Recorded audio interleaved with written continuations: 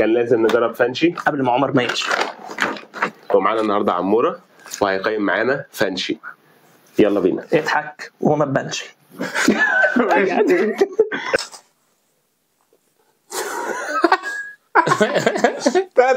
او اعلى.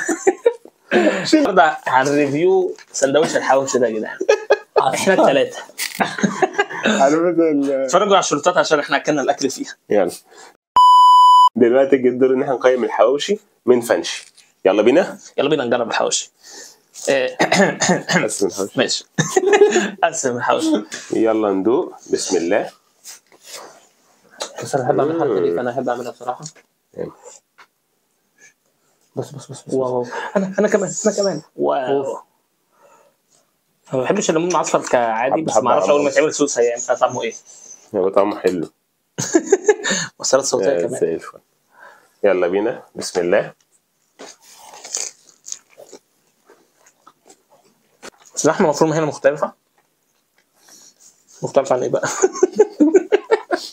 بالنسبه لصوص الليمون المعصفر فهو فعلا عباره عن ليمون معصفر. ما كتبوش فعلا. توميه صحيح. بالنسبه للتوميه احنا نسينها، فاحنا هنجربها. التوميه تبين مطعم حلو ولا وحش على فكره. اصل هي مصفرة. بالنسبه للتوميه فهي لونها مصفر. فدي حاجه اب نورمال، يعني حاجه مش طبيعيه. مزودين مايونيز. هي شكلها عامل زي عارفين انتوا الجبنه الكيري الكريمي كده. ايوه بالظبط كده. تبقى زيها بالظبط. وريها لهم بقى الرب دي عشان ما شفناهاش. والله التوميه حلوه. والله حلوه. بس زي ما بدأناش بيه. طعمها مظبوط. حقيقة انصحكم تجربوا التوميه. والتوميه والطحينه حلوين. مش عارف اقول. طب رايك يا عمور؟ بصراحه اللحمه المفرومه طعمها عادي جدا جدا، مفيش اي تغيير في اي حاجه. هي التغيير الوحيد بس انك تغير الصوص اللي معاها، سواء هتاخدوا توميه او هتاخدوا صوص ليمون معصفر او هتاخدوا صوص لو طحينه عاديه او هتاخدوا صوص رابع. كان ايه يا دكتور عمر؟ مش فاكر. مش مهم يعني. المهم التغيير الوحيد تقريبا انا مش مانيز. التغيير الوحيد بس انك هتغير طعم الصوص وهتغير طعم الحاجه نفسها، انما هو كده اللحمه كده هي اللحمه نفس السوا. لحمه كميه كويسه، التتبيله مش باينه فيها قوي، الخضار طعمه فيها اكتر. طبعا احنا بنتكلم عن الشرطات يعني. الناس اتفرج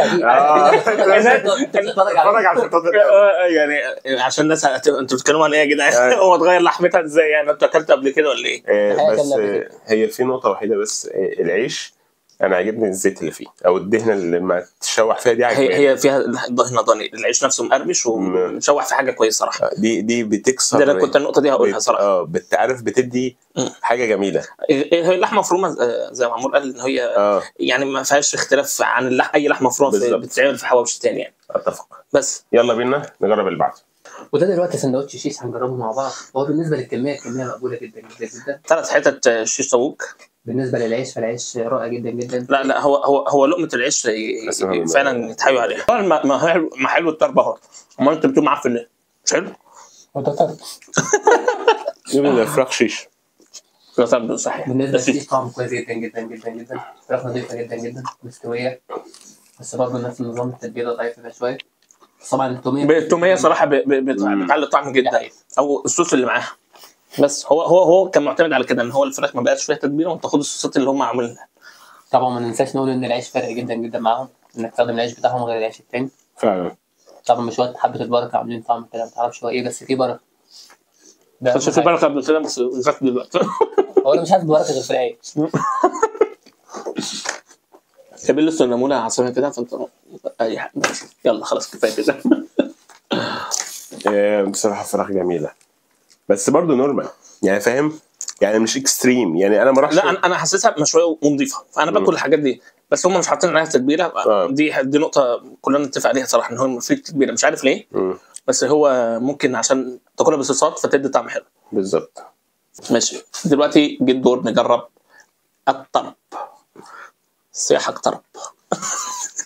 مش عارف انا بحاول ادي امثله بس انا مش عارف ادي امثله. هو موجود يحترم يعني، فاهم. الله يكرمك حبيبي والله، ده كتر خيرك يعني، ده من ذوقك. يلا ندوق. بسم الله. تعالى يا دكتور صبري على الطرب اللي اكلته. انا صراحه عادي. لا مش طرب، ممكن طرب احسن من كده بكتير. كميه الدهون فيها مش موجوده يعتبر. اللحمه المفرومه اختلفت عن اللي قبلها. حاسس ان هم حطوا حاجه تانية في الطرب. بقدونس وبصل حاجه كده. زود الخضروات فيها. بس ده مش الفرق بينه وبين الكفته العاديه. انا شايف ان هو يزود دهون، هو ده اللي يخليها الطرب كويس. طبعا انا برجح ان احنا ما ناكلش معاه خالص طحينه، يفضل لو هناخد معاه صوص الليمون المعصفر او صوص او التوميه. التوميه ماشيه على كله، لان الحقيقه الطعم بتاعه اصلا مش باين تماما، فانت هتاكل معاه طحينه مش هيعمل معاك اي حاجه، فانت تاخد حاجه تكسر معاه. خد مثلا ليمون معصفر تكسر جزعه. انا بدات يجي له حموضه. الليمون المعصفر حلو فعلا. دلوقتي هنجرب الرز. بيتحط عليها 3 حاجات زي ما انا قلت لكم من اختياركم: يا طرب، يا كفته، يا طرب. يلا بينا ندوق الكفته. بسم الله. بسم الله. اول كلام اتعلم. ما قطعش ولا ايه؟ الرز عنده كويس صح ولا انت شايف ايه؟ شعريه؟ لا يا عم، ده يا عم بسمتي يا عم. انت مش دافع لك فلوس ولا ايه؟ طبل يا ابني طبل. هندوق دلوقتي المقرمش الشام. بسم الله.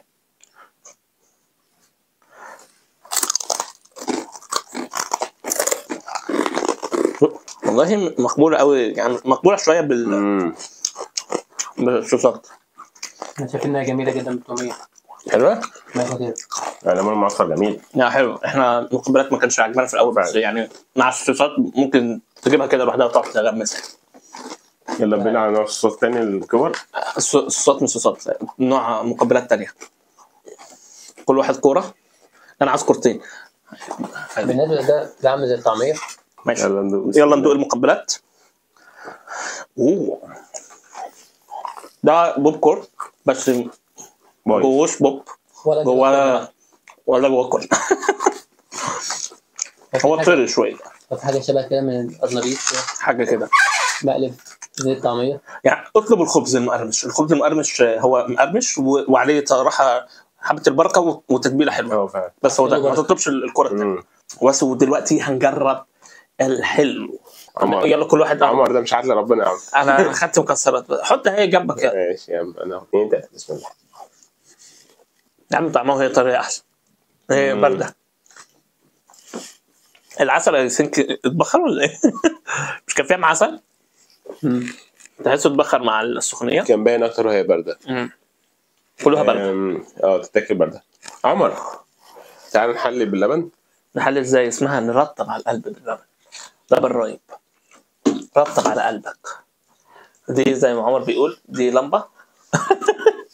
لمبه نيون. دي لمبه لغوص كده يا جماعه. بقى احنا شربنا منها شويه. فصلت شويه. يلا بينا بسم الله. دي طبعا كانت مريلة. ايوه.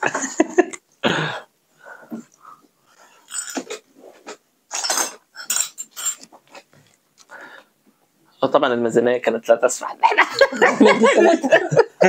كل واحد لبن رايب ب 45 جنيه ليه؟ يعني مش عارف. ده انا هشتري كيلو لبن ورايب ولا.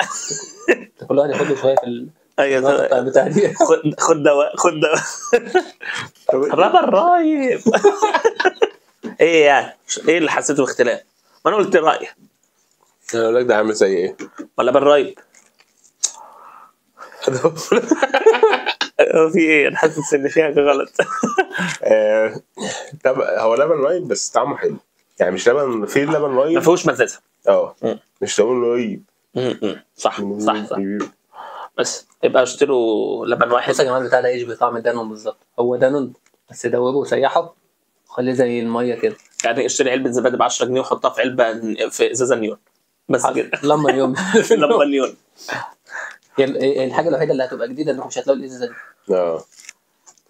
اهم حاجه قبل ما نقفل الفيديو ما تنسوش تعملوا لايك شير سبسكرايب في القناه.